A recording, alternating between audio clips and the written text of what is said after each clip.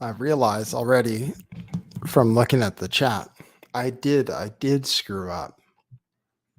I did screw up with the title, right?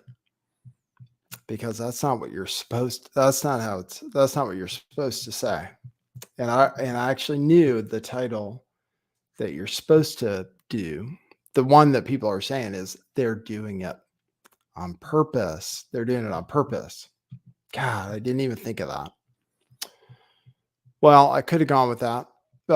My impression, my impression of the people in charge is more often that they're morons than that they're master planners. But that doesn't mean that there isn't a master plan.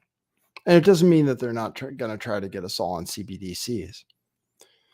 So the only reason, like I've said, that the only reason I don't fear monger about CBDCs is because I'm not planning to use them if they're bad. They don't have to be bad, but they're going to be bad. The dollar is already bad. I mean, that's the thing. We already have one bad thing. So it's just a question of what's the best thing. Yeah, we're getting there. Gold is up a lot today. Bitcoin is up again today. The stock market was volatile today. Janet Yellen kind of went back on what she said yesterday that spooked things. She tried to save it a little bit and change some language for things she's going to say about saving the banks. So, but yeah, that's right. I'm supposed to say that they're doing it on purpose. I don't know. Oh, it's hard. The Fed is funny. I don't know. I just laugh because they say things that you know aren't true. And you just think, do they realize that what they're saying? Like when Jerome Powell said, "Oh, we're going to just keep raising rates and everything's going to be fine." You think, well, does he really think so? And when they say, this is my favorite headline is about the Silicon Valley Bank collapse. And it says, I'll show you this.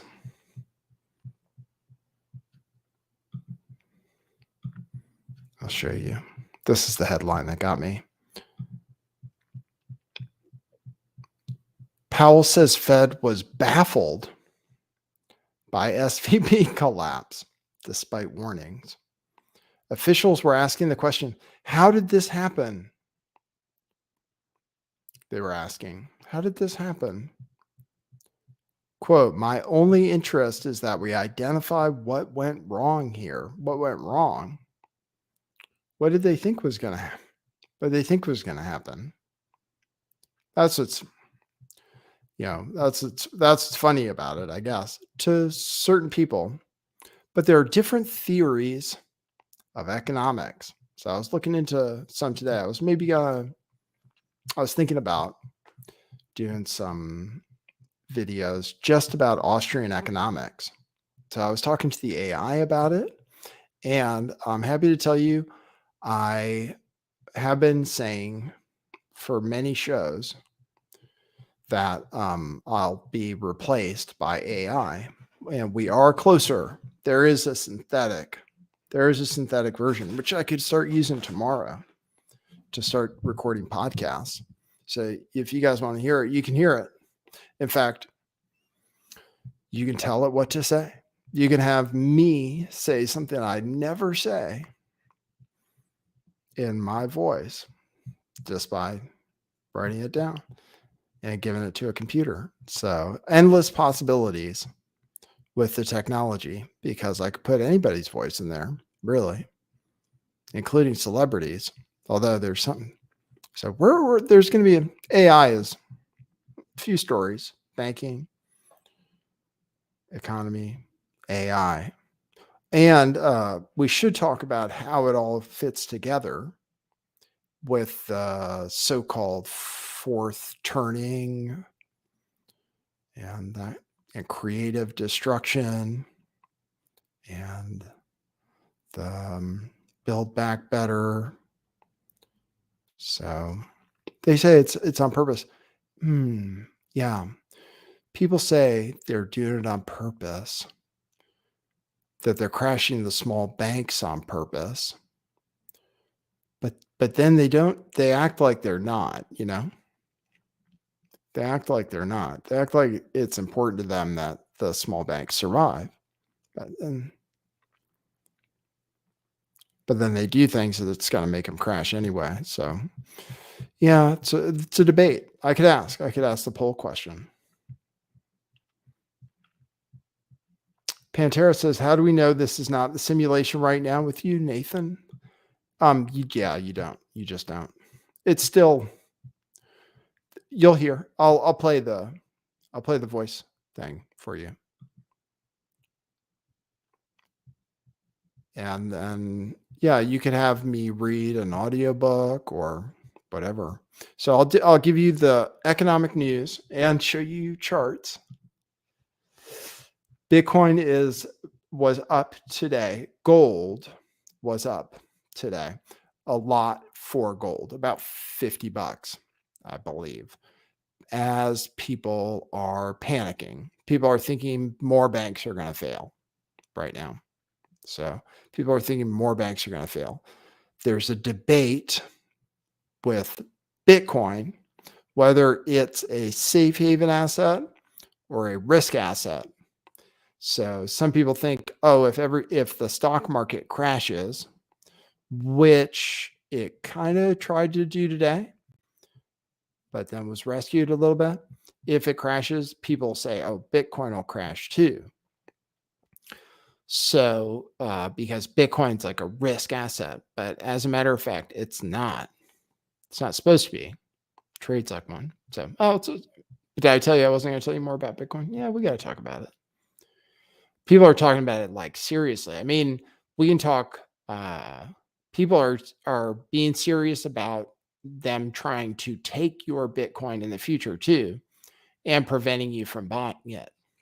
The people who are into cryptocurrency are setting off the alarms because if the government, because Bitcoin is a threat.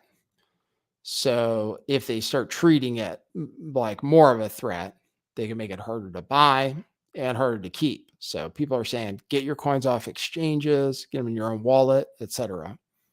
So I'm looking at that. I have some cryptocurrency with Coinbase and might get that off of there, but more concerned about the other banks. But if you have it, cryptocurrency, yes, you want to store it in a way that you feel safe. So far, there are a few banks that have been okay, crypto banks like Coinbase, but you can also just store it yourself. I'll tell you about it if you want. Yep. So show you some Project Veritas stories that are in the news. And there is some trans news.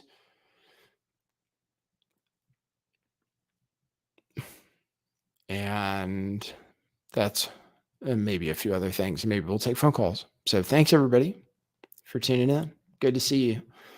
We are here for the fourth turning, whatever it is. Things are,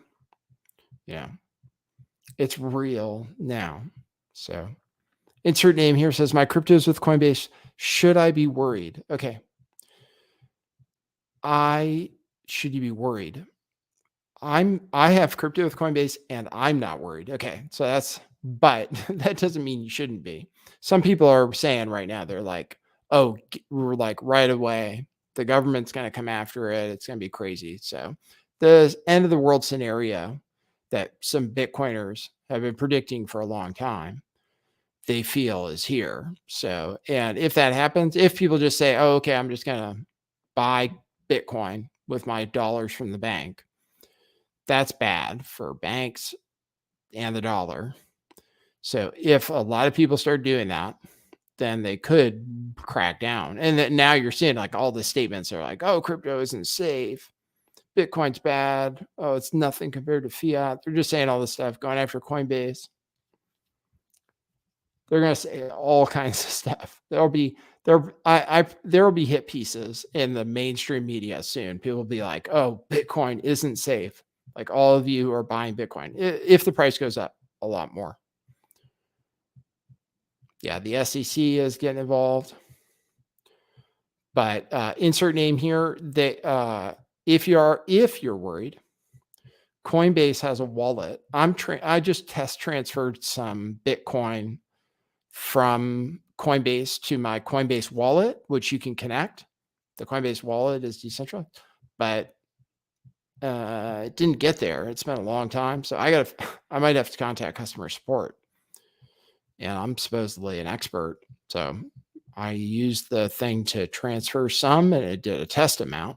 Fortunately, but I haven't seen it yet. So, but yeah, you can take it off and put it in your own storage if you want. Yeah, and I offered assistance for that too. I'll tell you how many people took me up on my offer. So thanks, JJ Hempcrete Bear, who says support the grift. Yeah, thanks for that. And by the way, thank you. I know sometimes I just complain on my show. I know I do. Some of the shows it's just like me complaining, and I get embarrassed about those.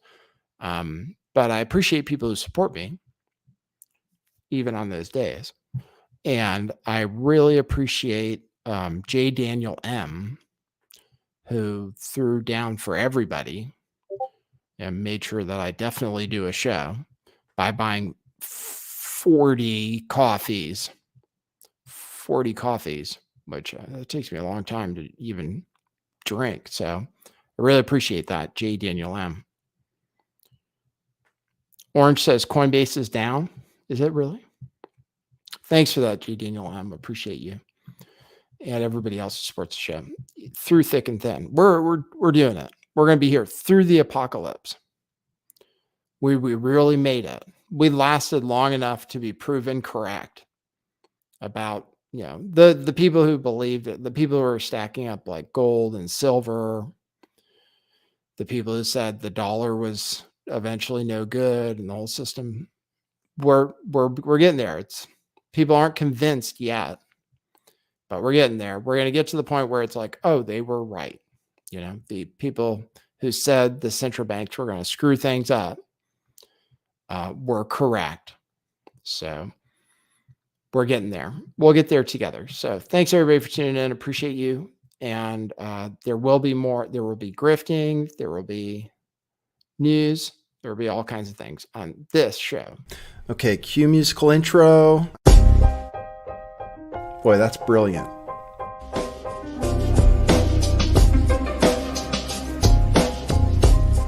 I do think some things in the world are real. Like you guys. You guys are real. Most of you.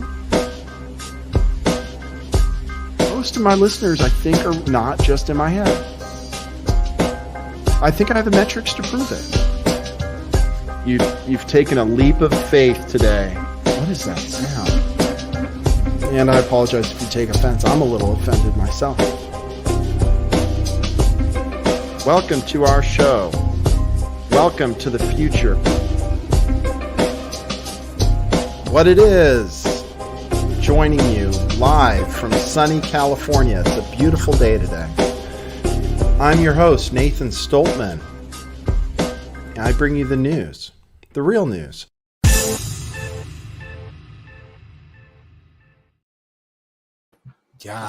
Yes, you got it. Sorry, that was my printer. I was printing a label to ship out some shirts. I got to ship out some people's shirts. Some people are getting their crypto stuff. Some people are, but you want to know how many people took me up? I offered my really valuable time for free or for a donation. Yeah, on the last show, and nobody scheduled anything. So I might have to just say, oh, well, it's not free anymore. But that's what's going to happen. Eventually, people are going to ask me, right? People are going to be like, oh, tell me how to get Bitcoin. What do I do? I'll be like, it's too late. We could have talked about it before, but we'll see. Donald Trump news. Donald Trump might not get indicted at all, it seems like. So they canceled the grand jury proceedings for the rest of the week, I guess. And then the attorney general is saying, or whoever it is there in New York, saying Donald Trump interfered with the process by saying he was going to be arrested when he wasn't going to be arrested. So, but he might not get indicted at all. And then I saw something that said even if he gets convicted, he could still be president. So I don't know what the point is of all of it, So but whatever happened, it turned up, like the heat has definitely turned up between Trump supporters and DeSantis supporters, mostly Trump supporters attacking DeSantis and DeSantis supporters, not so much the other way around, although DeSantis said a few things, but it is dividing people on the right, or, who would be voting against Joe Biden. It's kind of dividing them which is kind of sad in a way. You think, oh, it's too bad. Like, why do these people have to fight each other? And it leads to some ridiculous things like Laura Loomer pointing out that DeSantis is short, and like, because he's short, we shouldn't vote for him, which I'm all for height supremacy and stuff, being over 6 foot tall myself. But I don't know if that's necessarily a qualification to be president, necessarily. Could be. Most of our presidents have been tall. There is height supremacy and height privilege. I'm surprised they don't talk about that more. Height privilege, thin privilege. There's not much smart privilege. Smart people don't get much privilege for being smart. People don't care, or they won't even listen to them. What are you talking about? And they'll say, what are you talking about? There's not much respect for that. There is a little for university. Found out today that DeSantis went to Yale and Harvard, which I would normally be extremely suspicious of. So I'm going to be a little suspicious. I'm tired of people from Yale and Harvard running everything. So like, no wonder he is a fan of libs of TikTok, who also went to Yale and Harvard. And then everybody on the Supreme Court went to either Yale or Harvard. Bunch of our other presidents. So there's not much diversity. Amongst the elite. And then there's Ted Cruz, went to Harvard. Who's that black lady from Georgia? She went to Yale or Harvard. I'm not sure about Rachel Maddow, went to one of those schools. So I learned that about DeSantis. Surprised I didn't know, since I'm usually critical of the elite. I did some research though on DeSantis to see if he was a bonesman, to see if he was in Skull and Bones, since he went to Yale, and apparently not, from what I can tell. So apparently he was not part of the Brotherhood of Death, which we were talking about the other day. And remember, people said Trump was going to get indicted on 322, and he actually didn't. So is he gonna? I would take bets. Like, this is why I wish I would run a betting market. I have no idea what the odds are. I'd have to see. But I would run a bet and have people bet. Oh, I'll run a poll right now, see what people think.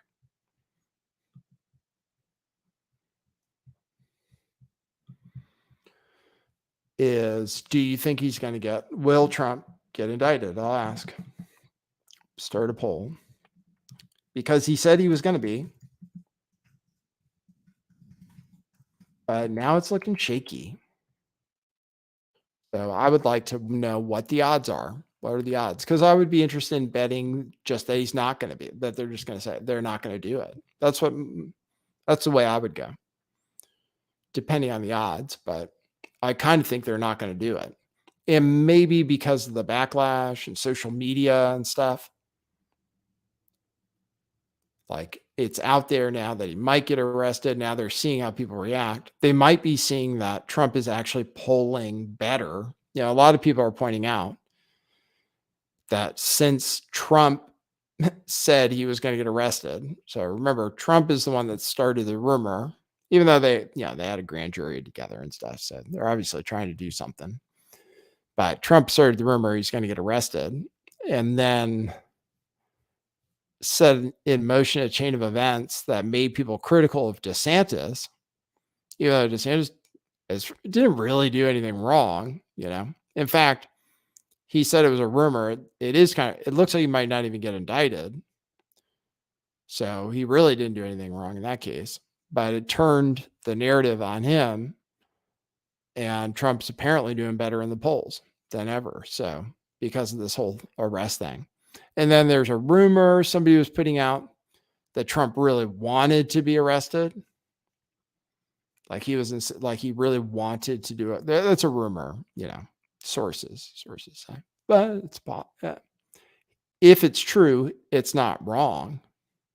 The rumor goes that Trump told aides that he wanted to be perp walked, and that he didn't care, even if it put him at risk of somebody shooting him or something, that he wanted it to be on TV, that he was handcuffed and perp walked, because that would make him seem like more of a martyr, And if that was true, it wouldn't be wrong. So, and Trump is politically astute, so it could be that. I don't think that's possible. I think it's possible Trump really thought that and wasn't necessarily wrong. But now it really might not happen. Like I would maybe wager that it's not going to happen. Let's see what you guys say in the poll. Yeah, wow. Now that's really strong. That's more than I thought. 81% say no, he's not going to get indicted. Out of 31 votes so far. We'll see if more people vote.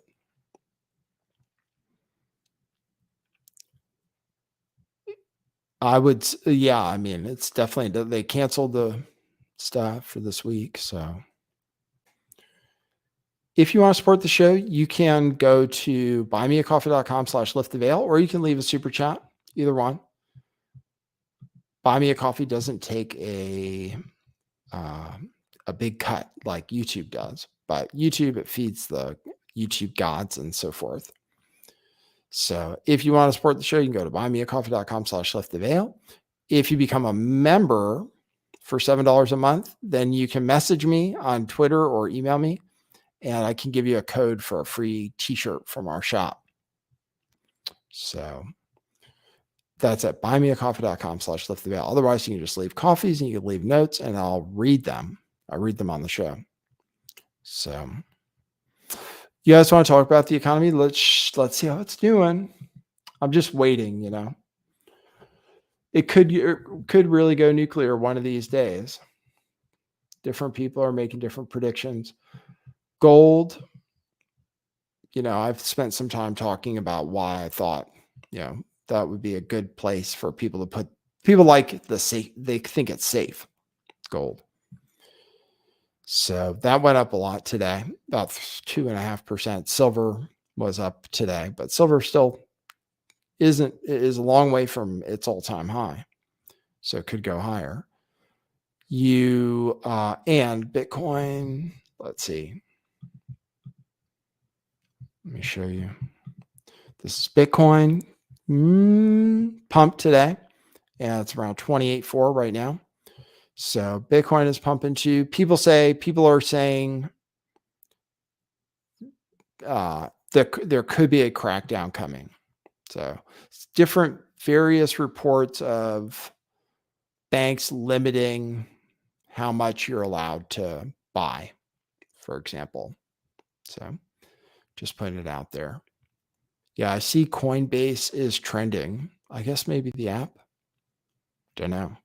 Don't know if there's something wrong with Coinbase. Yeah, I'm not super worried about them, but it's not wrong to be careful because you do have counterparty risk if you have coins at Coinbase because Coinbase is the one who has them. So, right. Let me show you. The headline is, the title is, they don't know what they're doing. They seem like they don't know what they're doing. Okay. Fair enough. It might all be part of a master plan. It seems like they don't know what they're doing. When they raised interest rates and just said they were going to keep doing it, and everything was going to, it was just going to bring down inflation. That was crazy. But they still said it not long ago. They said they were going to keep doing it. Now they've totally changed. I propose to you, pretty soon they'll be cutting interest rates, maybe before the next meeting, like in an emergency situation. Several banks their stocks are way down, like they're going out of business. And the government hasn't said that they're not going to go out of business. The government's not saying that they're going to bail out the banks. This is Janet Yellen. This is all part of this thesis. They don't know. They don't know what they're doing. Okay. And take an economy that is performing very well. We've had the fastest recovery from a downturn that we've ever seen, and the fastest recovery of any nation around the globe. The unemployment rate is near a 50-year low. The economy is doing well. And there you go. Take an economy. Unemployment rate is low. There's something today about a job. I think it's Indeed.com, which is a hiring platform. They say the Fed keeps saying, the job market is too tight, right? It's too easy to get a job. Basically, too many job openings. Employment is too good. Indeed.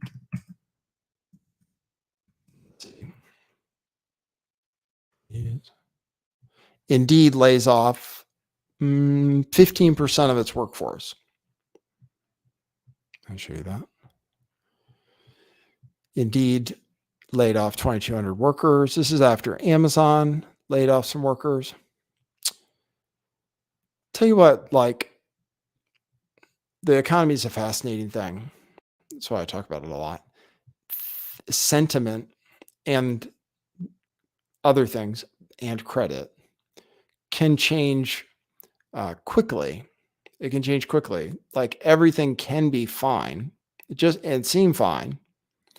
And then suddenly people's confidence changes, the mood changes, businesses change their outlook, or credit changes. And that's really the issue. It's going to be credit. But things can change. So that's why I tell you guys about some stuff where you'd save some money if you have some money, how you might be able to grow it.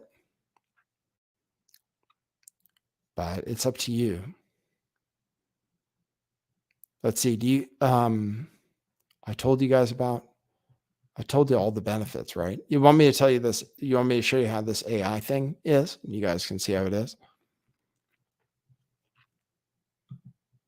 Hold on. Let me see what else I have for you.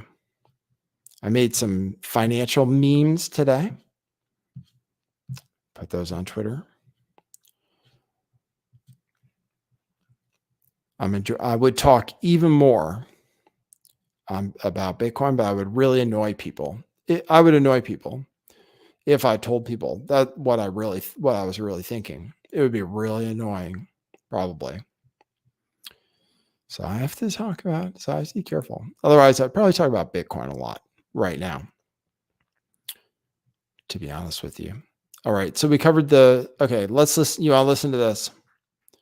Check this out. So I was I was really learning some stuff. It's pretty amazing. I was just learning about Austrian economics. And if things don't work out with the way the economy is now, then Austrian economics, or people who are Austrian economists who believe in that particular school of thought, will be correct. So I thought, maybe I should tell people about it. You can read a book by Hayek called The Road to Serfdom. The Road to Serfdom, he's an Austrian thinker. That's where I come from. There are only a few people in the government who think that way, not central bankers. There's kind of like Thomas Massey. There's Rand Paul. They might be of that school. But it is going to be important. I mean, we have to decide, actually, after all this is over with, like, people have to decide, oh, like, does fractional reserve banking work, for example, or can we keep using it? There's a reason we use fractional reserve banking, but it is prone to failures. And if there's a bank run, then the bank can't survive it, no matter what, almost no matter what. So is that a system we can continue to live with? Because it does promote lending and economic growth on one hand, but it means people take a risk with their money, basically. It means there's risk involved. So people have to decide after this is over, because the government really they can't, as far as I can tell, guarantee everybody's deposit. There's just no mechanism for it. They don't have the money for it. So I don't know if that, or it would mean a complete government takeover of the complete government takeover of the banks, and that would restrict lending too. So that's not necessarily desirable. So one way or another, there's going to be a reckoning because of all this stuff. Anyway, the Austrians knew. Let me play you.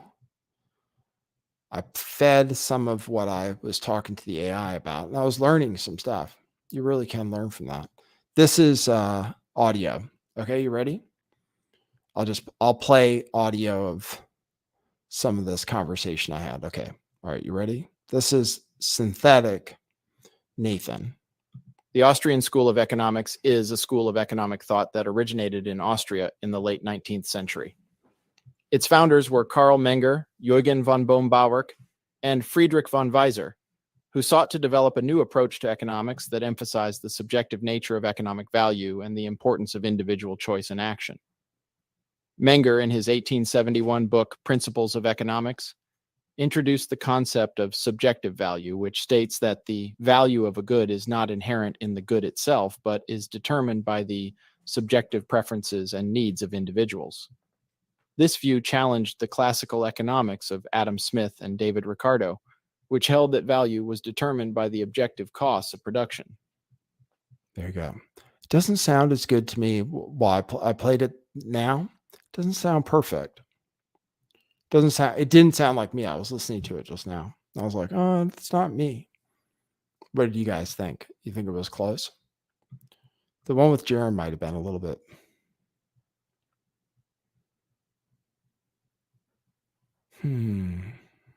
Maybe I have to feed it better data.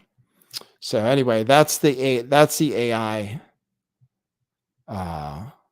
tool. That's one of them that can clone your voice. I wonder why it sounded to me when I played it earlier today. I thought it sounded a little bit closer to me, and I played you guys the clip of it doing Jaron, which was pretty good. So anyway, that's that. I'll play around with it more.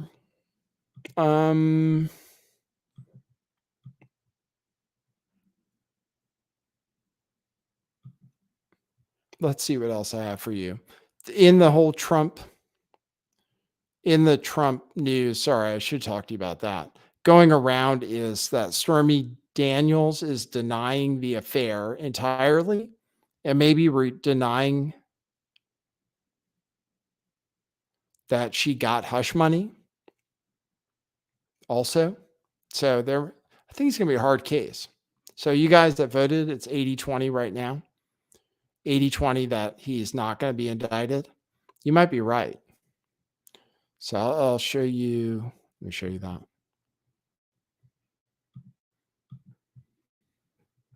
Yeah, we'll have to wait a little longer for AI to be perfect. This is some of the news about Trump that Stormy Daniels is denying that they had an affair.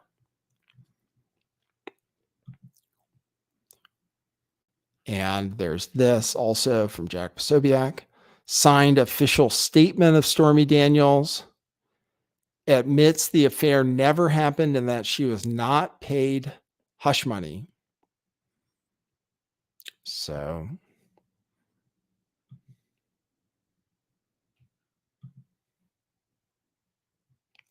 I think it's definitely iffy. All right, let me show you. You don't need to see that. Commercial real estate. God, I could just talk about economics and stuff. I play you somebody else. Sorry, I'm jumping around a little bit today. I'll play you somebody else saying what I said about the FDIC. I'll play that for you. This is Peter Schiff saying it. Sometimes I don't know the right way to tell people what's going on. I really don't. I don't know the right way to get through to people.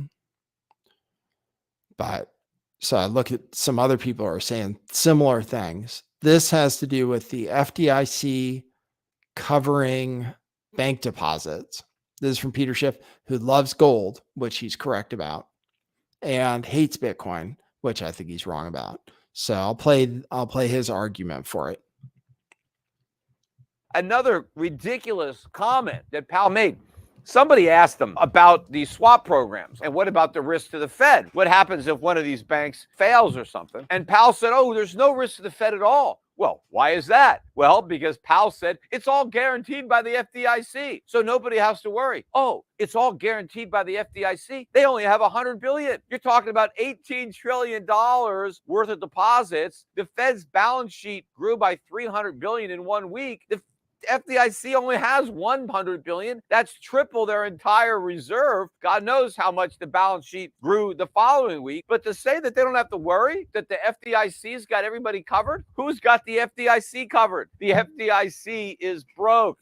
Where is the FDIC going to get the money? From the U.S. government? No, the U.S. government is broke. They're running multi-trillion-dollar deficits. The only entity that could cover the losses at the FDIC is the Fed. So the Fed is going to have to bail out the FDIC. So if Powell says, hey, we're not worried about anything because the FDIC is insuring everything, who does he think is insuring the FDIC? The Fed. Is Powell this clueless that he doesn't even understand this dynamic? Now, maybe he's not worried because he's like, well, we'll just print the money. Who cares? Whatever money we lose, we'll just print it up. Yeah, that's inflation. That's the problem. He's saying he's committed to bringing inflation down to 2%, but then he's also basically committed to open-ended money printing because he's going to backstop the FDIC. He's going to backstop all the banks. You know, one of the reporters asked him, hey, what about all these small banks? Are all their deposits covered? Is the government going to bail out and protect every deposit, even the large ones above 250? And he wouldn't answer the question. He's afraid to answer the question. So what he said was, the banking system is sound. Nobody should worry about the banks. We have the tools to act and protect the depositors if their bank failure is going to harm the economy. So again, there's the if. Well, what if a small bank fails? Is that going to harm the economy? He was almost saying that any bank that fails, regardless of the size, is going to do some harm to the economy. And therefore, the Fed is going to need to bail that bank out and make all the depositors whole because we can't allow any harm to the economy. But he didn't want to come right out and say that. There you go. That's true. So that's Peter Schiff saying it. So he was wrong for a long time about gold and stuff. And he's been wrong about Bitcoin. And he's going to continue to, I guess, probably be wrong about Bitcoin. But he's going to be right in the long run about his analysis of things. And that central banks are bad. And that the banking system, the way we have it now, is screwed. They don't have the money. So yeah, Powell came out and he was like, "Oh, banks are safe. Don't worry. Don't worry. Your deposits are safe." "Oh, are you saying they're guaranteed?" "Oh, well, maybe." It's like, your money's safe. Does that mean it's guaranteed? "Oh, maybe, but don't worry." Depends on if we think it's important or not. But it depends on if we think it's going to lead to contagion. And then maybe. Yeah, they printed another 100 billion. He mentioned in there 300 billion. They printed another 100 billion last week. New numbers just came out. So they're going to print they're just going to print everything. They're just going to print everything. It's going to be epic. All right, let me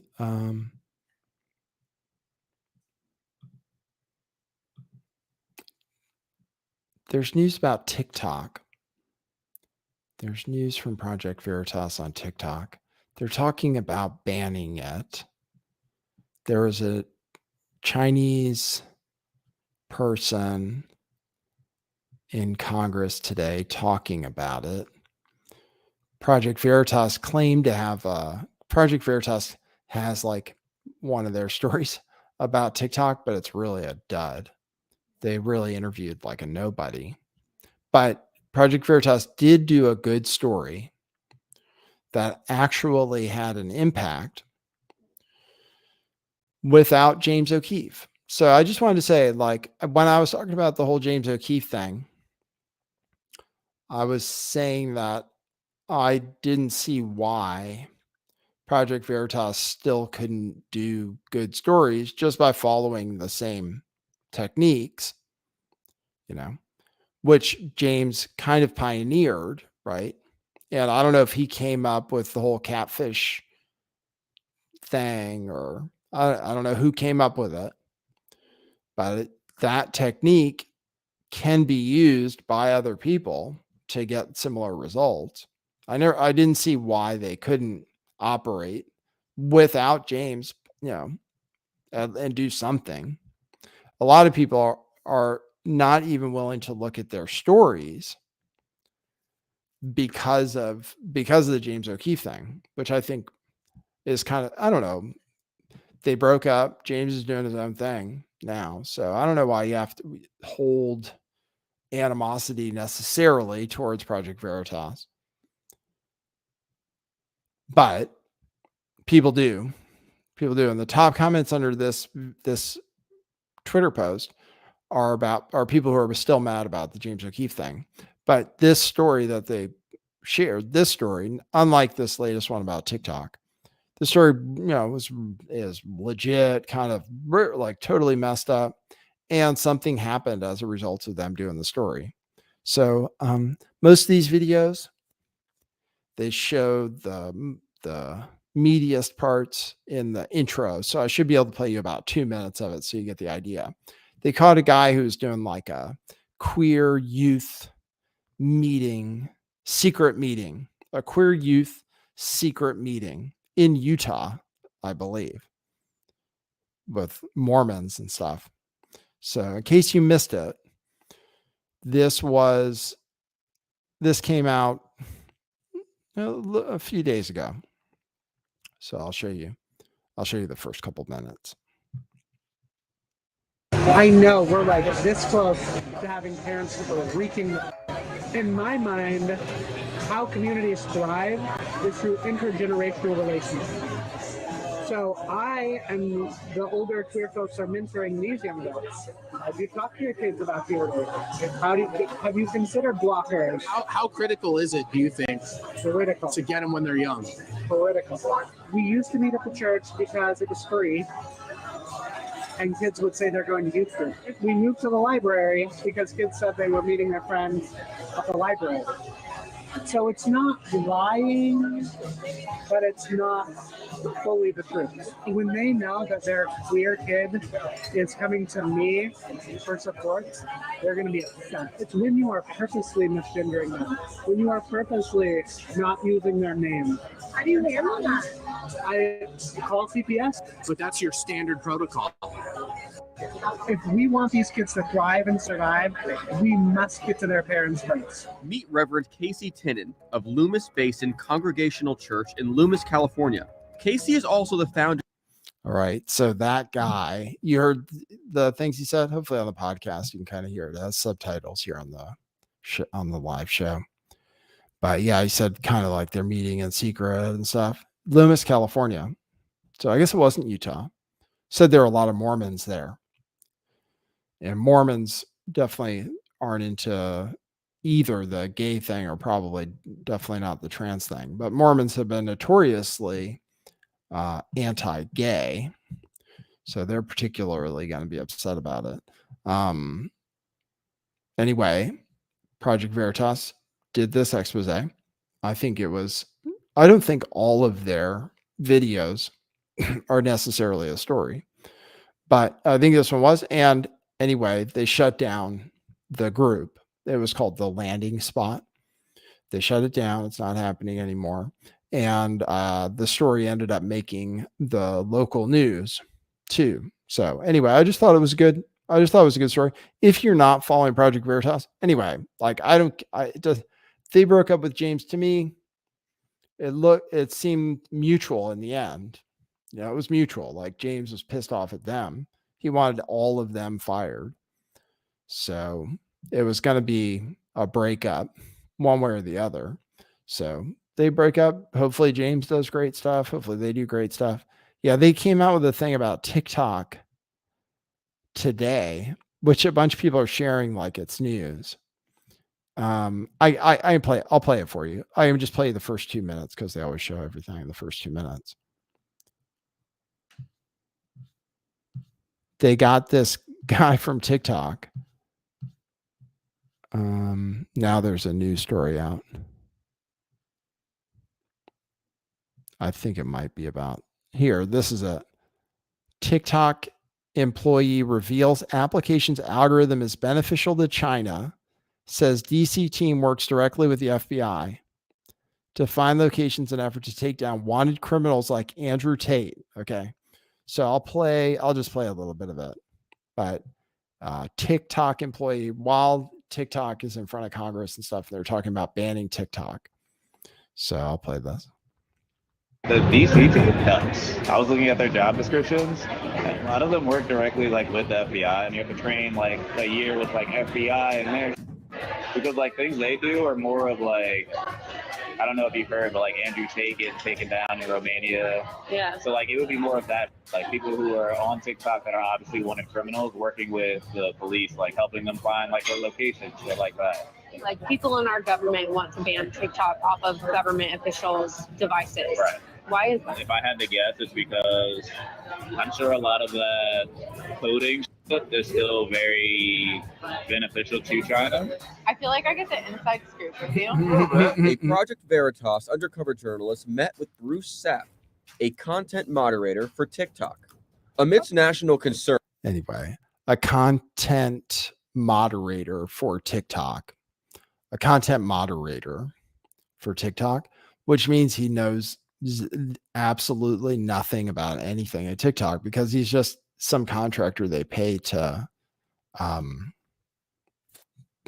moderate content, right? Look for boobies and stuff or whatever they do. Look for Russian propaganda, but he doesn't know anything. So anyway, I thought that story, in case you're TikTok employee, I mean, if you're a content moderator, you're hardly an employee. It would be like if they got me, I was thinking it would be like if they got me, like now I drive for DoorDash and I have some beef with them too. It'd be like if they catfished me. And I was like, oh yeah, DoorDash. You should see what they do. That even though obviously like I know nothing. So it was kind of that one was kind of weak, I thought. There is Pirate X Pirate says you're late. You're at a work event. Oh my God. You want me to catch you up on everything?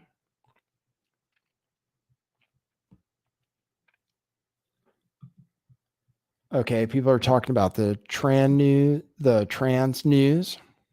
Yeah. So that's TikTok. TikTok TikTok is I don't know. Well, I don't know if it's really a national security threat any more than YouTube is or Twitter or anything else. I don't know if it's worse that the Chinese have it.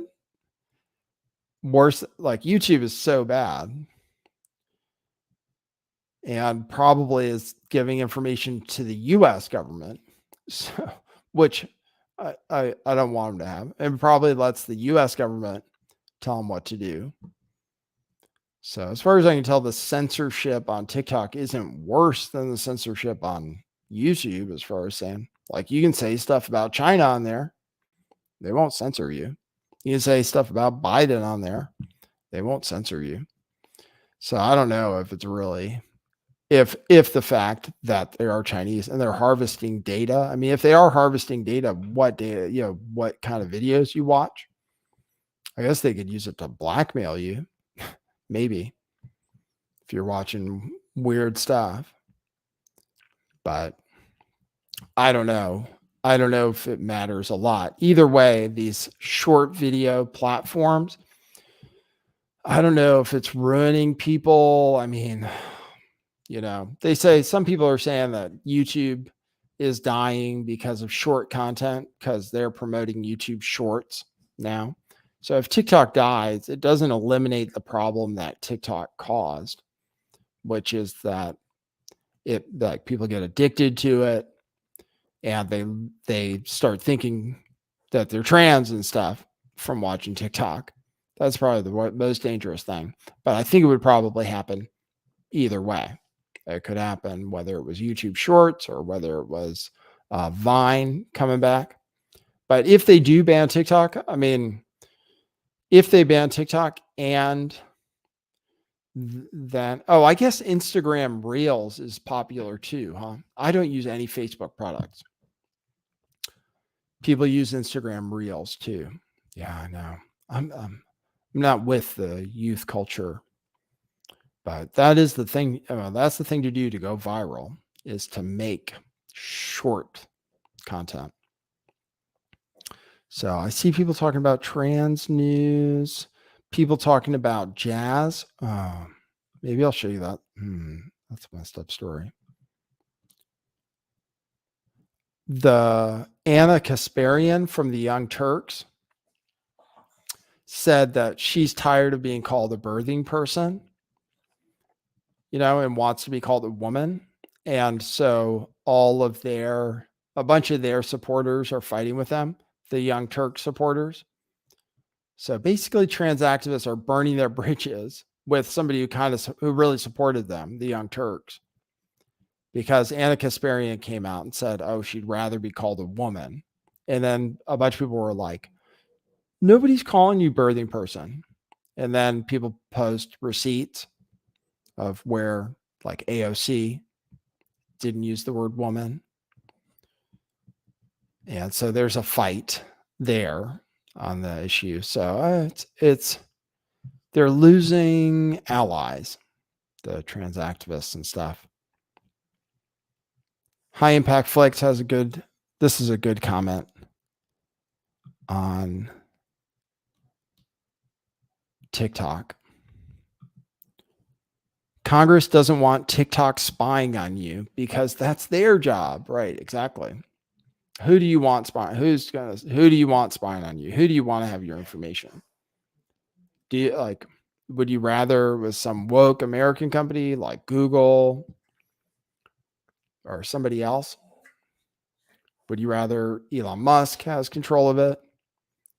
When the company is kind of chaotic, who knows if your information is safe? Would you rather some Chinese entities have access to it? Who would you rather?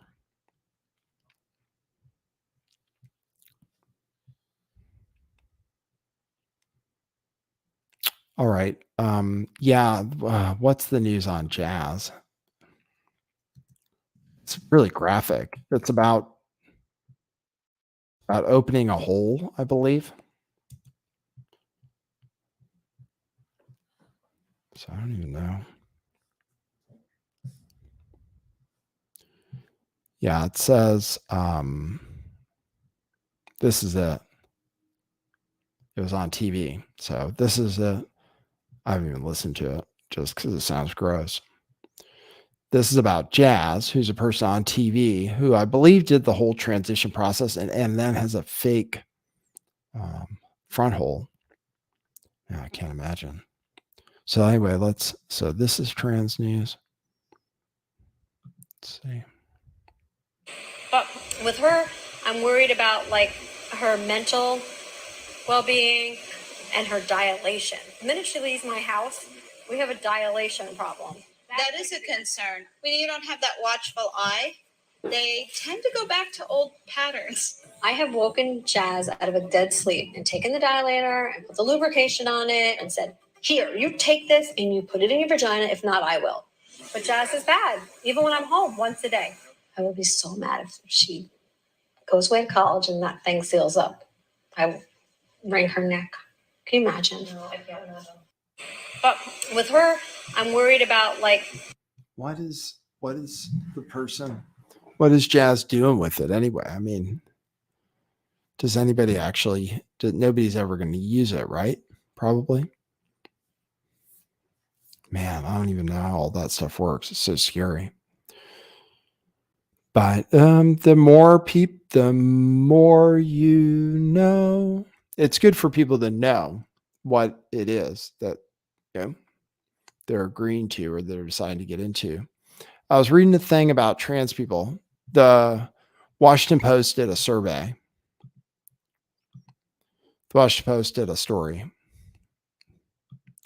encouraging people to be trans, I guess you could say, if they think they're trans, encouraging them to transition, not necessarily medically. So whatever that means, encouraging people to transition. And this is the headline. Most trans adults say transitioning made them more satisfied with their lives. Most trans adults say transitioning made them more satisfied with their lives. And I guess they didn't ask kids if it made them more satisfied. So that's the headline. Okay. On the same day, coincidentally, is this headline from the New York Post, which is just unfortunate news. Trans flight attendant who was featured in woke airline commercials committed suicide, apparently 25 years old or something, and left a suicide note online. Transgender flight attendant Kylie Scott was found dead at 25. So I thought about that. I thought, most trans adults. Okay. And then I thought, what if that's true? What if that's true, right? Most trans adults say transitioning made them more satisfied with their lives. Okay. It depends on what you mean by transitioning too, because we'll get into the numbers. But what if, for example, 90%, what if it was true and 90% of people who decided to transition, whatever that means for them, said it was an improvement, but 10% committed suicide? Like they hated it so much that they committed suicide. What would you say about that recommendation of action? You know what I mean? Like, 90%. Okay. So 90%. So most people. Okay. Most people. Okay. So most people say it helps them. That's good. But what is their quality of life like? In this same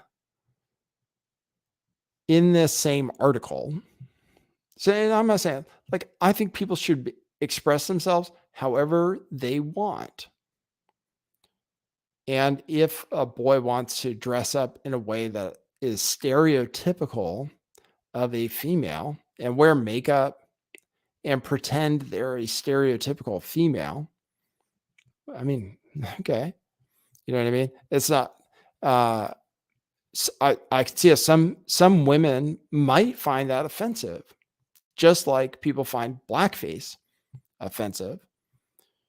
Some people could take offense to it, but I think whatever, right?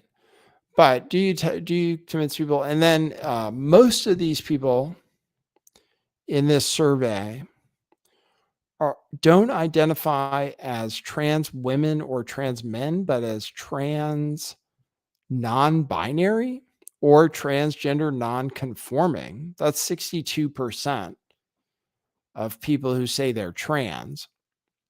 And I don't like, what is that?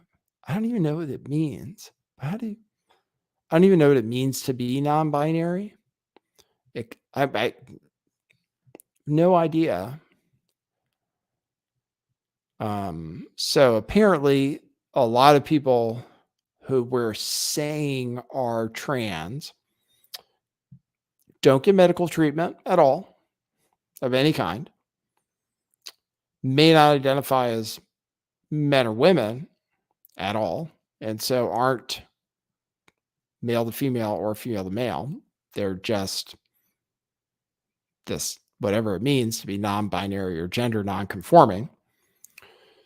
And then a smaller percentage are either trans men or trans women.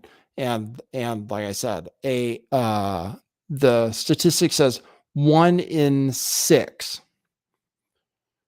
trans people has undergone gender affirming surgery or other surgical treatment to change their physical appearance. Maybe more of them are taking hormones, but a lot of people just, I guess, do the whatever, hair, makeup, shaving, clothes. So then I'll show you in this same article what it says. This is the trans. This is the trans woman who's featured in the article, who said she tried on a pink princess dress, or he at the time. He tried on a pink princess dress and felt great. So, and I think to myself, well, what's wrong with that? Like, it doesn't, just because you like dresses and play with Barbies doesn't make you a girl. It doesn't mean you have to act. Yeah, you know what I mean? I don't know. In some ways, society could be more accepting of people who aren't stereotypical to their gender. You know what I mean? And then people maybe wouldn't feel like they had to say, oh, okay, just wear a dress, wear a dress. You don't have to say you're something you're not. But anyway, so here's where the numbers add up, and also it lets you know where things are coming from. Trans people as compared to cisgender people, according to this survey. Let's see how many people they surveyed. Does it say? Largest non-governmental survey, more than 500 people answered questions. Okay, more than 500. So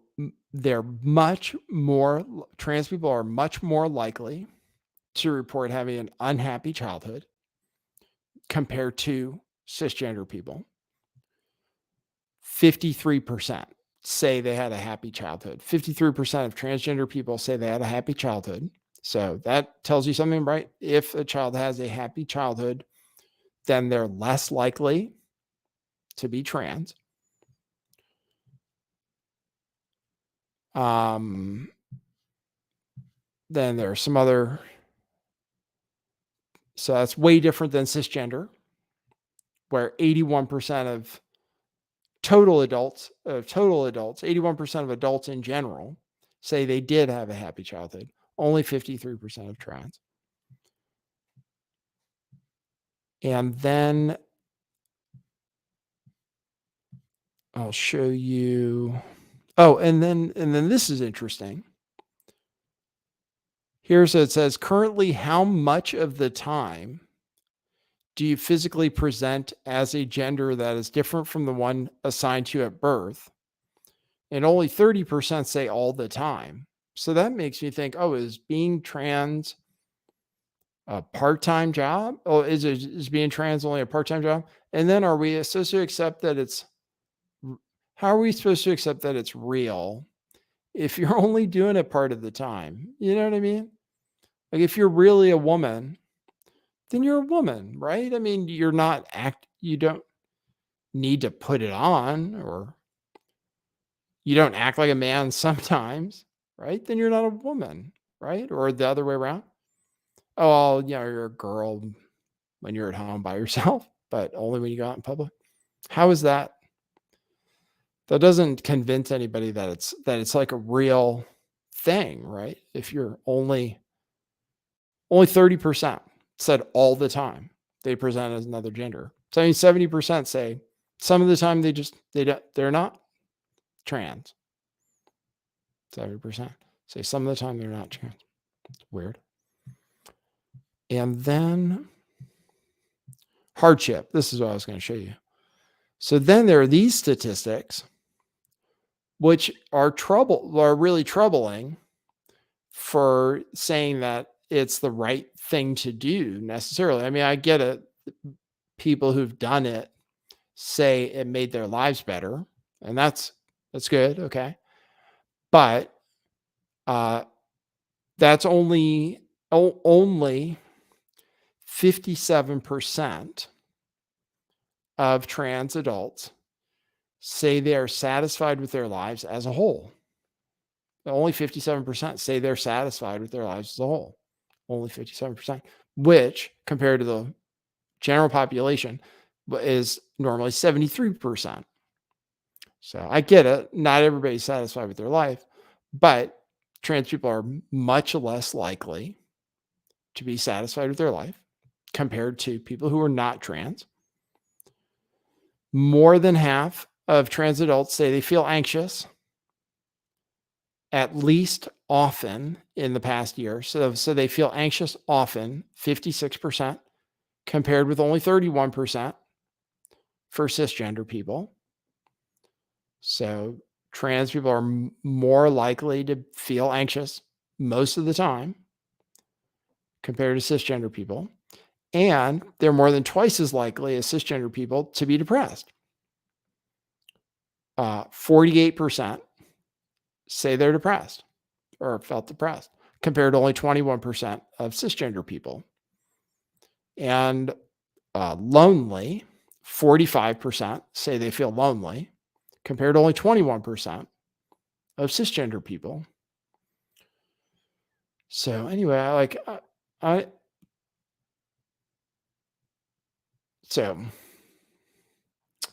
so those statistics, those trouble me. And then there's the suicide on top of it. So, and this survey doesn't say, oh, how many people attempted suicide and stuff. But if I was a doctor or if I was recommending things, I would say, well,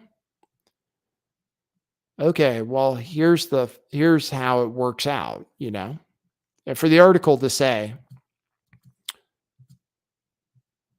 most trans adults say transitioning made them more satisfied with their lives, but only 53% feel satisfied with their life.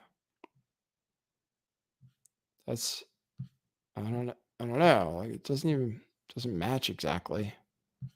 So 57% say they're satisfied with their lives as a whole. So most people say they're more satisfied, but only 57% of them are satisfied. I don't know. I don't like those. I just don't like the odds. So that was from the Washington Post. Most trans Americans. And then, I played you the thing of jazz. I think that's all the transgender news.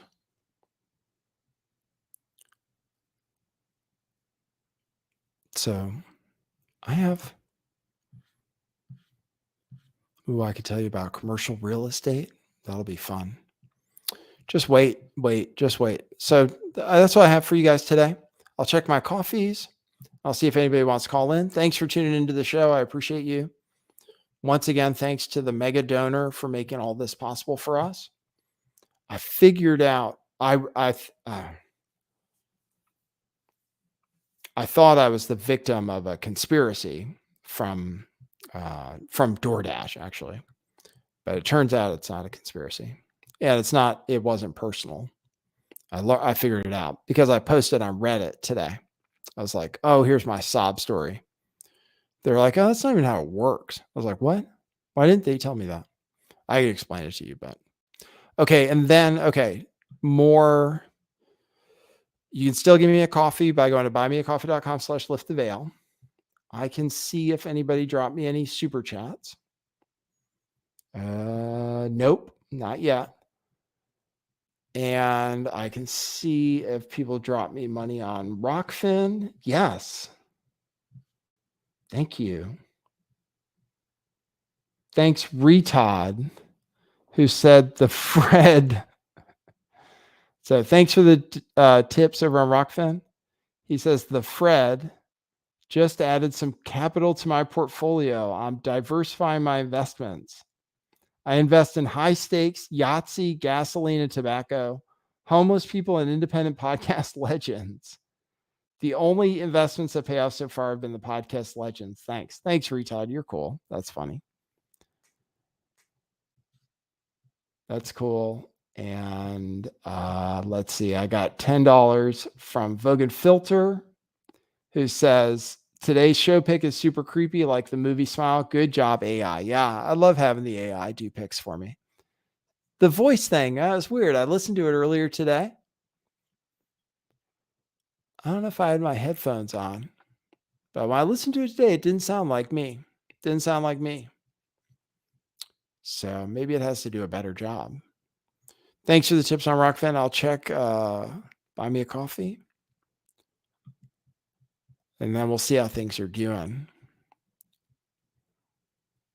Thanks, people who support the show. I appreciate it. Oh, thanks, Anime. Your $2 super chat didn't show up. Thanks, Anime. I appreciate it. I believe you that you sent one, although that's weird that it's not in my record. It couldn't have possibly gone through.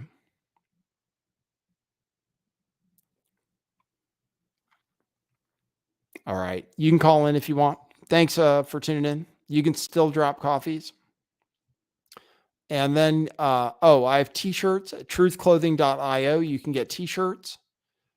If you go to the crypto shop and use the code crypto50 at checkout, it's 50% off crypto t-shirts.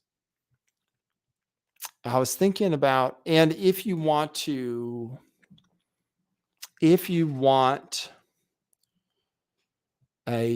I don't know, I was thinking about offering a special discount for people who want to pay in cryptocurrency as a way of getting more cryptocurrency directly, but I haven't figured that out yet. But I thought about it. That's one way. If you want crypto, it's not that hard. Nobody took me up on my offer. I offered free consultations. Nobody took me up on it, which means I rescind the offer.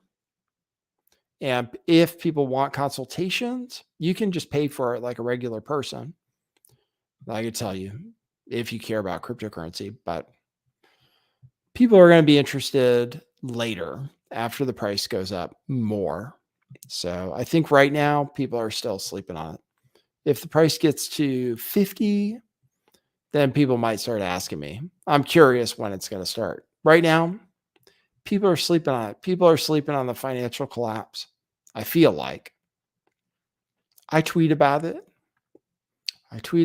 Even though engagement is way down because people want to hear about different stuff. I'm still tweeting about it. I'm still looking at the charts. I'm still telling you guys what's going on.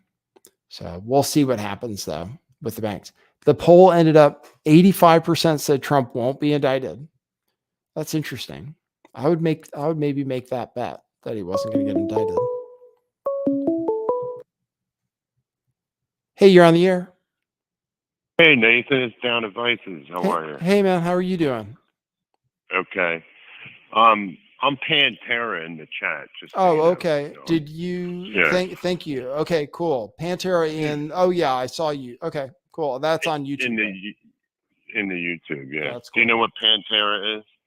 There's a band, and Yeah. was there a car too, or no? I said there may have been a car, yeah, but it was a band. That's my favorite band. They were around like Mm-hmm. in the 90s and stuff. Yeah. They were kind of they're like actually, heavy metal. yeah, groove metal they call themselves. Groove metal. Yeah. Yeah. Cool. Yeah. So what's up? Yeah, the AI generated voice thing, that's pretty cool. It sounded similar to you, but there was like a slight difference where you could kind of like, I've listened to your voice for a while, so I was able to kind of be like, well, it kind of doesn't sound like him. Yeah. But Yeah. that's concerning, man. Yeah, I got to do it. I'll feed it like some things people do is they feed it like Elon Musk's voice or somebody to have them say something. So, or I could feed it Donald Trump and have it say stuff. So I could defeat it. There's lots of possibilities. So I'll see about feeding it some celebrity voices and impersonating them.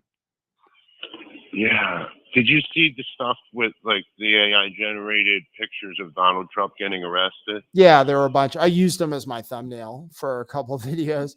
Oh, there was a new thing.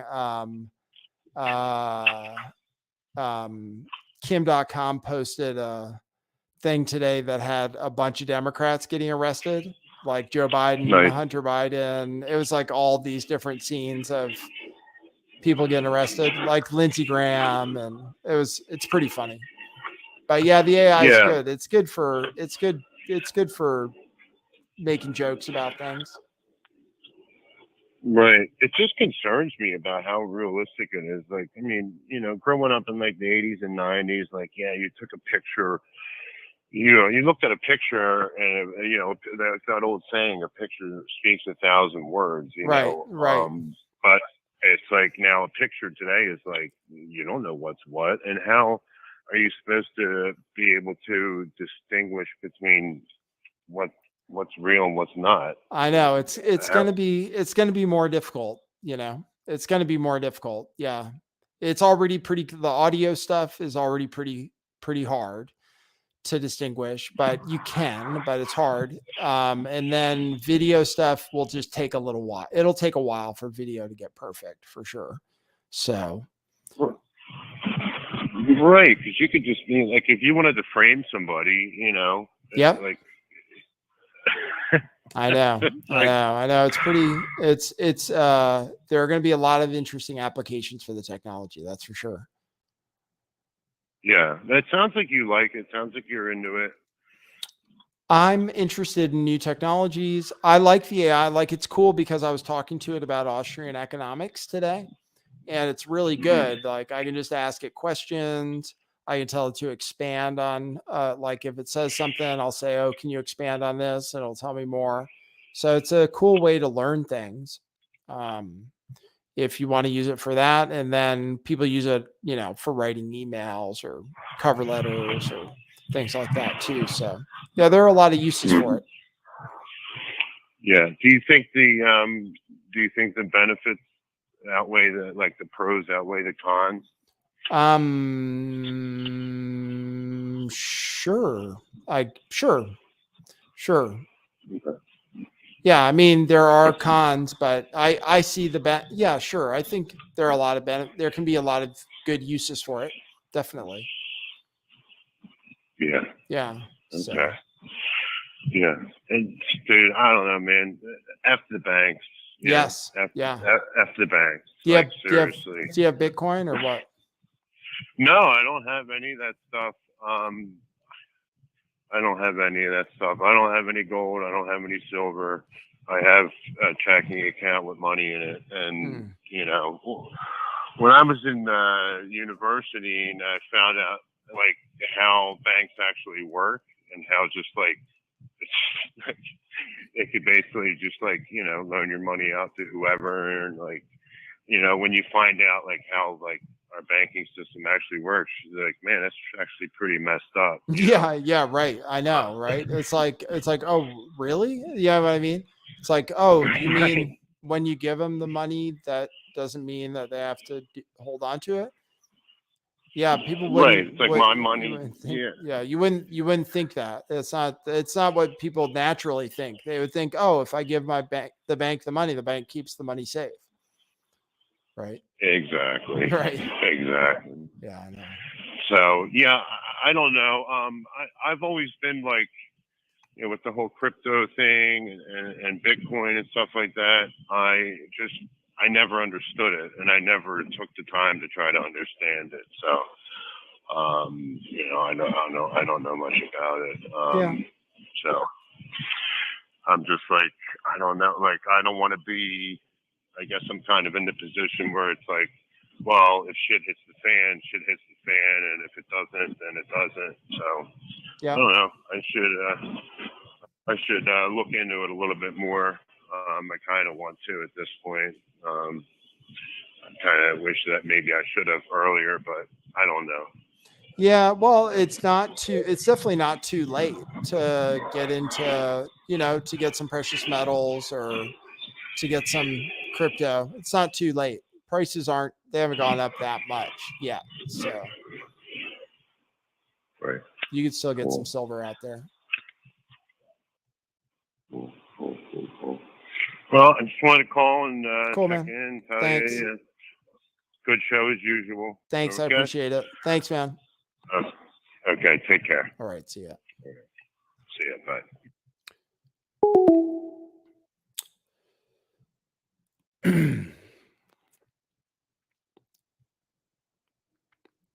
Yeah, I posted on a Reddit forum today and they laughed at me. But at least I learned something. Hey, you're on the air. You can hear me all right? Yes, I can hear you fine. How are you doing? Good. What's up, bud? Hey, not much. How are you doing? Doing pretty good. So I had a couple of things. I won't try to keep it too long, but have you got one of those battery like jump start? Oh, you know what? I have one called I do. You know, yeah. You know, that's good. That's good. You asked. I do have one because I know how important they are. I've had a dead battery before. I had one. Yeah. I've bought them for friends before as gifts, and the one I got, I hooked it up. It said it was hooked up correctly. It said start the car. The car still didn't start, and then I came out, and the alarm on it was going off, and it didn't boot up anymore. It's like it completely failed on me. So fortunately my wife is nearby and stuff. And then I thought that was the reason my status changed on DoorDash. But as a matter of fact, it was because it was like a 2-week, I guess they're doing like a 2-week period where you automatically qualify for Top Dasher, and then it ended. So it was just like a coincidence, but I was really mad. I was really mad at. So anyway, I know how to fix it. I know how to get myself. I know how to fix it so that I'll be able to do it better. So that's good to hear. Yeah. I mean that no code, that's like a lifesaver. I know. Maybe your battery was just so dead that I don't know. It said 100%. It said 100%.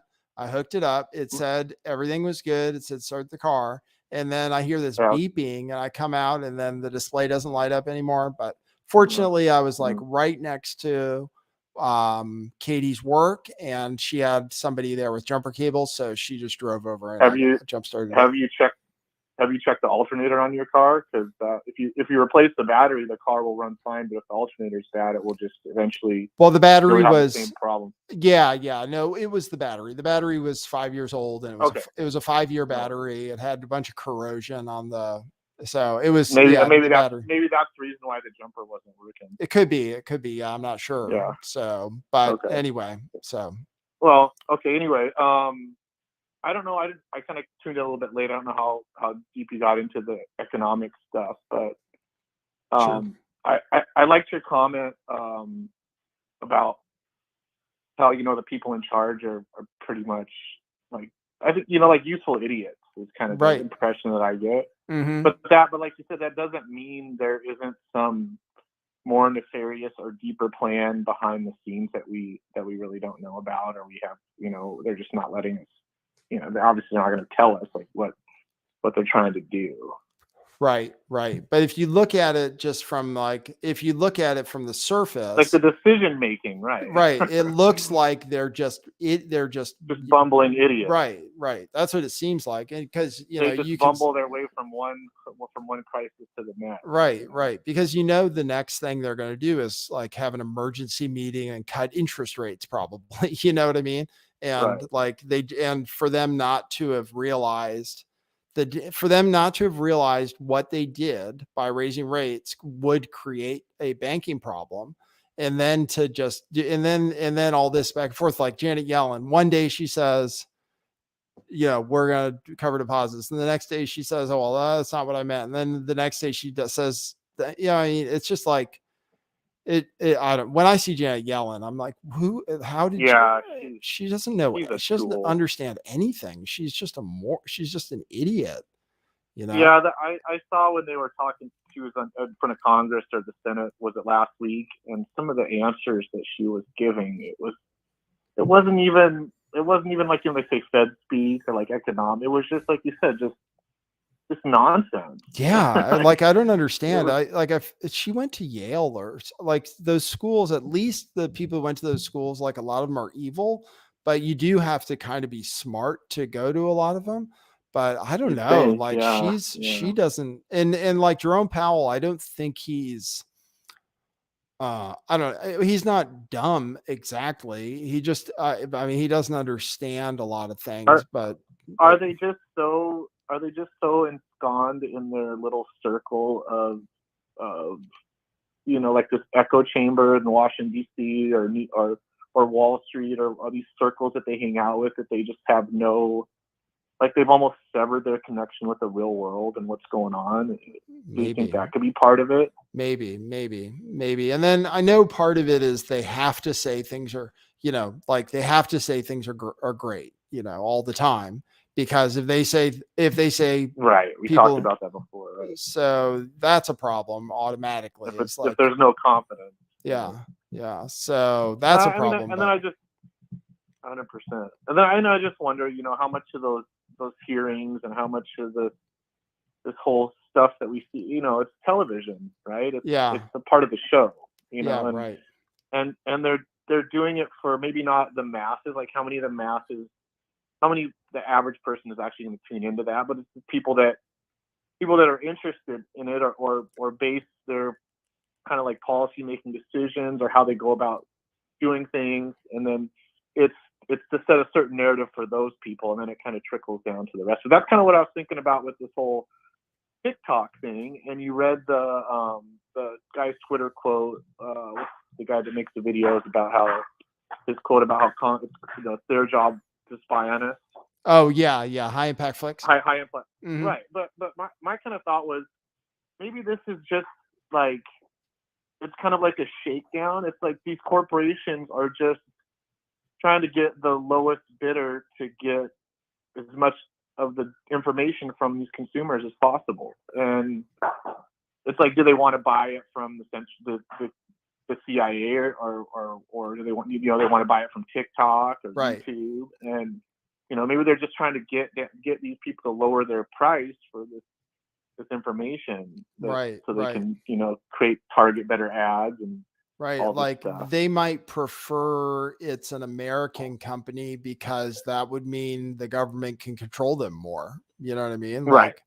So because I don't think necessarily it's good. Yeah, and I don't think it's like, the government's like spying on us, but the government's run by the corporations anyway. So, in any type of foreign policy or any type of like, foreign intervention or spying like that.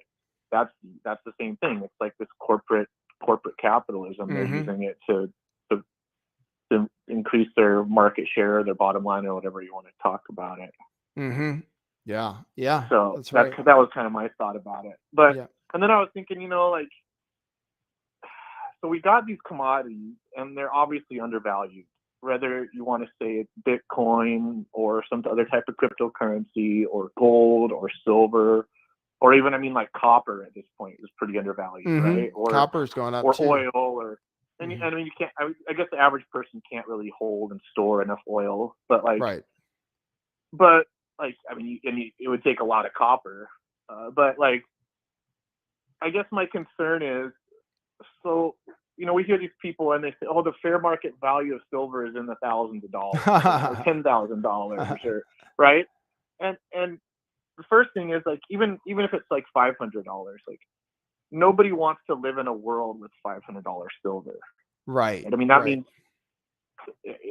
that's like, who, and then if the price of these commodities completely outpaces the rest of the economy, like, we don't think that the government or somebody is going to do something about that. Like, how many people have a few hundred ounces of silver or 1,000 ounces of silver? Or how many of these, people with money have a couple hundred ounces of gold or more, right? And if they let gold go to $10,000 an ounce, or whatever, 50,000, and silver's at 1,000, like, do you think they're just going to let us all walk around like daddy warbucks? Like, like they'll do something to either nationalize it or curb the trading of it, or make everything else go up along with it. I kind of have to get out of my mind that, like, because I have a little bit of precious metals, that somehow I'm just going to be so much better off than the average person that's just walking around with none. And I'm not saying you're not going to be somewhat better off, but I think a lot of people have this mentality, like, if I just wait long enough, I'll be rich. I'll be this kingpin. I'll be, like, something like that. Yeah. And I think that's kind of the wrong mentality at this point. Yeah. Right. Because if we're in a situation where silver's $500, then you're saying a Big Mac's going to be $25 or something, right? Yeah. Or more, right? Practically is right now. Yeah. Right. It might be $100. Right. Yeah, exactly. Right. And then are you going to be a target? What are you going to, like? How many places are you going to be able to go? Are they going to just demonize, like, oh, this person's going to come in and try to give you silver? Like, I know how people have this mob mentality, and if they feel like somebody's got something, like, there's a group of people that have got something over on them, that's when they really that's when they start to turn on. It was the same thing with. It was the same thing with the whole CV stuff, look at how it was with wearing a mask or not, and like, these people were ready to commit violence. I had multiple people threaten me because I didn't want to wear a mask, like, in the coffee shop or something like that, And it's a different scenario, but it's the same kind of mindset, like, you're not special, like, get back in line, Right. And I think it's really easy for them to turn that kind of mentality kind of in whatever direction they want to. Well, I tell you, I think, like, you're worried about it with precious metals. I think people, and I am actually too, with Bitcoin, I am concerned about it. Like, if Bitcoin really does skyrocket, which it totally could, then people will be like, oh, that's not fair. People are going to be like, oh, that's not fair that these people with Bitcoin have money and we're all poor and stuff. They're going to be like, exactly. Oh, we need to tax this Bitcoin. Or they'll say you can't leave the country. They'll try to prevent you from leaving the country with it and stuff. They'll try to restrict it. And they could do that with precious metals too. Yeah, I can imagine a scenario where if any of these things really explode in price because of financial conditions, that the government really, and people actually, not even just the government, but like people will be like, oh, we need to tax those people, or we need to punish those people for some reason. Right. And I could definitely see that.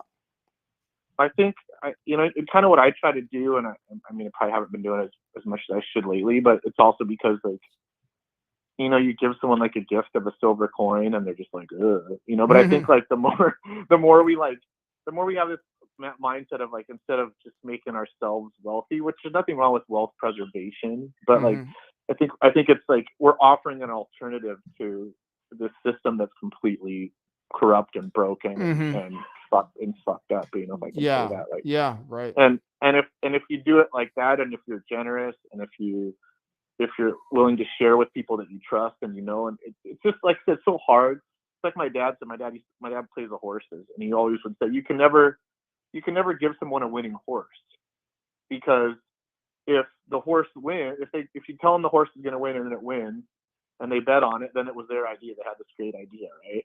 And if the horse loses, like, you're an asshole, like, you made me lose my money, Right. And it's the same kind of thing with financial advice. It's the same thing. People have this mentality, like, if they made the right pick, doesn't matter where they got the information from, they're the smart person. And if they make the wrong pick, they're going to blame the person that told them to. Yeah, right. I see. Right. Yeah, it is like it makes me feel like I look at people like Raoul Paul, for example, who's, gives financial advice and stuff. And he said some stuff that was so completely wrong. Like, he had his whole exponential theory it was this popular thing where it was going to be like, it was like Ethereum's going to go to the moon. Solana, he was really big on Solana, which I was too, but I'm not that popular. And man, like, some of the stuff he said interest rates were never going to go up. He said all this, you know what I mean? He was like, literally, he was like, oh, they're never going to raise interest rates, and that's why you have to bet on like, high flying tech stocks and Solana and Ethereum and stuff. And then everything crashed basically. But do you think? I agree. Go ahead. No, anyway, I was just thinking to myself, I was like, wow, like it must, for me, I would have difficulty. It would be hard for me to recover from stuff like that, like being so incorrect. Yeah. How do they get that place? I mean, do you think, how do they get that, like, what level of authority? Do you think some of those guys are doing that, like, it's like, but they're just taking the other side on these, like, you know what I mean? Not even hedging, but they're just like, oh, let me put this information out there, and then I'm gonna, like, I don't know. I don't know. I don't know. Yeah, people listen to them, so people do listen to them. What was I gonna say? This stuff with this AI is, I mean, it's just, it seems like it's outpacing itself. And I was just, you kind of touched on the retro causality a little bit the other day. I don't think I caught everything, but I was just kind of thinking about that and related to the AI, and how much, like, we've understood, or we've known about these programs that they can use to, basically extrapolate future possibilities, right? And get it down to, like, decimal points of, I've heard they can predict your movements up to a year in advance, and they can predict where you're going to be in a year, like an individual person, based on your patterns and your history. And I just wonder, like, how much of that AI is able to do that on a macro scale. Yes. And then how much of that does the AI, do you think the AI knows or can conceptualize or understands the concept of retrocausality? Well, I could talk to it. I could ask it about it. Yeah, maybe that'd be an interesting subject. If you want to do some part of the video about that, I'd be interested in finding about that. And then does it know? Could it learn, like, how to use that? I mean, because it would be so cold and calculated in the way it would, if it understood how to use it. You know what I mean? Like, as opposed to where, not that human beings aren't capable of it, but, like, I just think it would, like, if it was scientific about it, or like, like, so calculated about it, it could really, because it just seems like I said, the pace of things are picking up so quickly. I mean, like, just like what was it, 2 months ago, and everyone just talked about train derailment, right? And it's like, who's even worried about it? Like, a train could go off in somebody's front yard, they'd be like, whoa, the economy's, the banks are going to have a run, and, like, again, what is it going to be in 2 weeks or a month, or even, You know, it's just crazy. It's just crazy. Yeah. Yeah. And then my last thought, and I'll let you go, but I mean, yeah, YouTube's really bad, dude. Like, my kids get on YouTube and they have these shows that it looks like a kid's show, and you're sitting there watching it, and then it becomes like sexually explicit, or Really? like like it's like a puppet type of, not like a puppet show like with the Muppets or something like that, but like a paper mache, like a computer generated, like they're moving around, you know, not like a full animation. And then the next thing you know, like they're wearing like lingerie, or Really? like they're yeah, Wow. it's like very disturbing. That's like Elsa. And It's like Elsa Gate. I mean, I reported on Elsa Gate when there were those weird cartoons that had like violent themes and that's phobias and exactly stuff. what it is. It looks it mimics like what Disney is bad enough, but like a Disney show or a Disney characters or something you would see on a children's program. Right. But then it just gets you can just see like there's little flashes of like this really inappropriate stuff. Oh, really? Wow, that's interesting. Yeah. Well, And so like we don't let our kids go on YouTube because it's like they find it. It's like it's if weird, you ever you know? if you ever run into one of those videos, send it to me. I could Okay. maybe even report on it. It's very, because Elsa Gate was a big deal when that happened.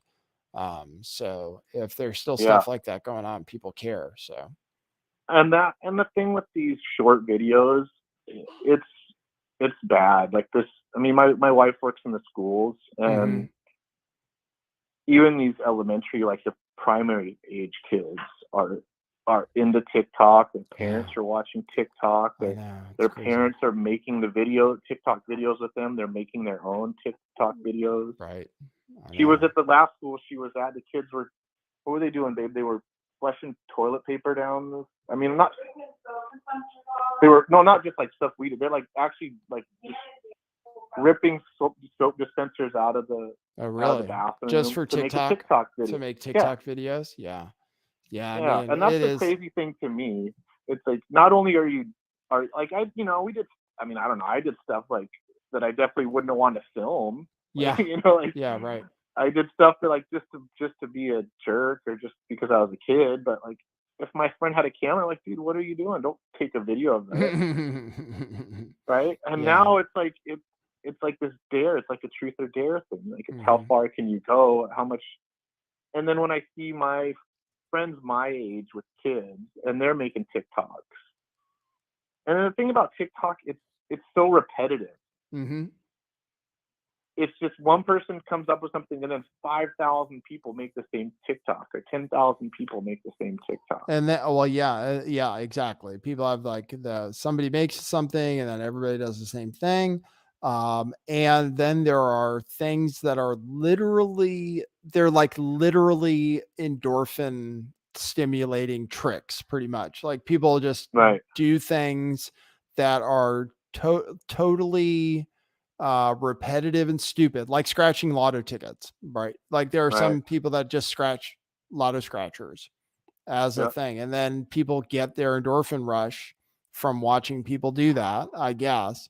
But it's totally mindless activity. It's kind of like playing Farmville or something, I guess. I mean, people have been doing mindless stuff for a while, but it's just, it ends up wasting a lot of time, I think. And how much of that kind of stuff is ritualistic too? Like the whole thing. I don't know if this is before TikTok. When everyone was pouring cold water on themselves, or that whole trend. What's that? Which one? They were pouring cold water on themselves. Like the bucket challenge. The bucket, ice. Yeah. Right, and then I got deeper into that, and like, oh, this is this weird ritual that they're having these people perform. Right. Completely mindlessly, and then they're like, you can't. I mean, I guess I should say that I definitely think there are these entities that harvest our energy, right? And especially they seem to really like the negative energy. They seem to like the conflict. They seem to like. And then if you're actually, like I say, if you're performing a ritual without any mindfulness behind it, I mean, that's the kind of stuff that if you believe in those type of entities, well, they're just going to latch right onto that and Mm-hmm. take all that energy for themselves. Mm-hmm. You know, and people just aren't aware of it. Yeah. So Yeah. That's real. That's true. anyways, Yeah. like I said, I am interested in that retrocausality, and it was cool to hear you talk about it. It seems like you have a pretty good understanding of it. It's definitely it's kind of a hard concept to get your brain wrapped around, but Yeah. when you see the way the world works, and with you know, like the Mandela effect and all this stuff, Yeah. it does start to make a lot more sense. Yeah. Yeah. Richard, So, I had this thought. I had this thought about time before I got into conspiracy theories and stuff. I was starting to have the thought. I was like, because the past, I just started having this thought that the past wasn't really fixed because, and sometimes it's just like your understanding of events changes, and that changes in that, at least for you, it does change the past. Like, um, and but then in reality, when you get down to the particle level, you know, they can show that like observing something now can change what it did before, basically. Like if you know what I mean? So it's definitely, those concepts are interesting to me. And then it's interesting to me because a lot of people who talk about religion and stuff and say like, and like the Bible has all the answers and stuff like that, I just think, well, how can you, it's really hard to be sure of anything when you have such a thing as like retrocausality, for example. Like, how can you really say for sure, you know, that something is true when, you know, it's possible, like things could change, you know. I used to think about that before I used to think about, you know, you could kind of conceptualize time as cyclical or as like a circle, right? It kind of does. I mean, the natural world repeats itself, you know, just with the seasonal changes, right? And then when I started, when the whole Mandela effect thing came into effect, and then I started seeing that, and then that opened my eyes a lot. And then I've just seen like so much synchronicity in my life, like between how things kind of repeat themselves, and like just like someone, you know, like my dad had a kid at 36, I had a kid at 36, you know, like, and you see these kind of patterns that kind of emerge over time, and then it kind of really, like I said, questions your belief in like this linear time. And then I saw someone talking about the Mayan calendar. And they were saying that the Mayans, they had two calendars. They had the long count calendar, which was 12,000 years or whatever. And I may be getting to some of the details wrong, but they said they had another one that was a short count, and it was like 47 years. And they didn't consider you an adult till you had completed that entire short count calendar. Interesting. And it kind of made sense, because you think about older people and you think about getting to the middle age, and like just like predicting the weather, you've been in a place long enough, and you can kind of see like these weather patterns emerge over the macro and in over 50 years or 60 years, you know. And you don't get as concerned about the day-to-day like disruptions or changes that you see, because you've seen so many patterns repeat themselves over a number of decades. You know? Yeah. I do think a lot about that. I think about how age is disrespected in a lot of ways. Like a lot of the people who drive culture and stuff, a lot of them are young people, and it's impossible for young people to have experience at certain things. And so, and then some things like investing, like I don't see how a young person can possibly, you know, have this, you know, when you haven't been through cycles before, how can you know what the cycles are like? You know, I mean, you can try, people try, they read history and stuff, and you can read books, but if you've lived through it, it's a lot different. So no, nobody reads books, especially young people. They don't read books anymore. I mean, even myself, like it's hard for me to get the the mental focus and concentration, and just time to sit down. I mean, I used to read a lot, and now it's like a chore almost, and it's just you want because you have this thing in your hand and you can just get so much information so quickly, Right. And then even just with Wikipedia before, where you could parse down everything into these really easily digestible pieces. And now with the AI, you don't even have to do that. You can just ask them questions. Well, it's cool. I'm learning. Like, I just had a very brief conversation with it about Austrian economics, and it's great. It's pretty, like, I can just talk. I can basically just say, "Oh, tell me more about this," and it'll tell me. And so you can just use it as a learning tool, Right. So and I think that's kind of the key for thoughtful people and people that want to, let's say we don't want to fully merge with this with this artificial system. Like, as long as we keep some real world skills and knowledge and information that it's something that you can keep outside of the digital realm. Like, there's just things that there's visceral stuff that you can teach and you can learn and you can do and know that can't be replicated, on a screen, unless they go into this fully realized simulation. But I still think there'll be, at least in the near future, there'll be a portion of the population that is just not going to be interested in, or still going to look for real visceral experience. Yeah. It's going to be like a counter to that. Yeah. As real as it gets, like, people are going to say, well, I still want the real thing. Yeah. Sure. Definitely. Cool, man. Well, thanks for the call. I appreciate it. Good talking to you. Yeah, but have a good night. All right. Talk to you later. See ya. All right. That was a long call, but that was good. We covered a lot of good topics. Okay.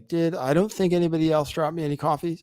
You can drop me coffees by going to buymeacoffee.com/lifttheveil. You can do that anytime. I'll check super chats just in case. No super chats. And I'll check Rockfin. Okay, cool.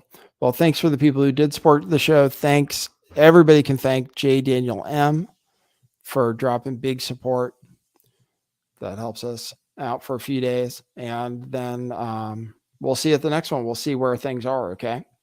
So subscribe to the channel, hit the bell, hit the like button, and then I'll see you at the next show. Okay. All right. Thanks, everybody. Check you at the next one. For now, that's what it is.